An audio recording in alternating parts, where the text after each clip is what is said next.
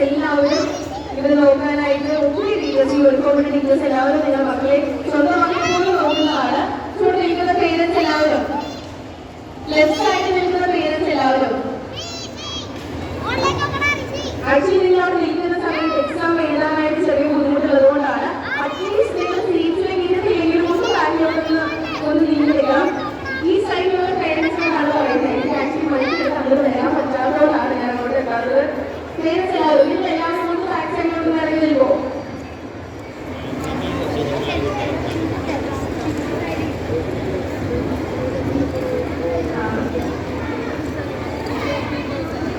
ബാക്കിൽ നിൽക്കുന്ന പേരൻസ് കുട്ടികളെല്ലാവരും നമ്മുടെ അപ്പാർട്ട്മെന്റ് യൂണിഫോമിന്റെ കുട്ടികളോട് നീക്കുന്നുണ്ട്.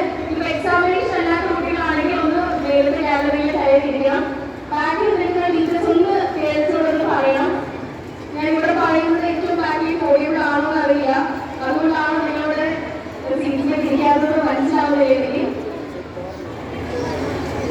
ഓക്കെ, റൈറ്റ് സൈഡിൽ എല്ലാവരും ക്ലിയർ ആയിട്ടുണ്ട്. റൈറ്റ് സൈഡിൽ നമുക്ക്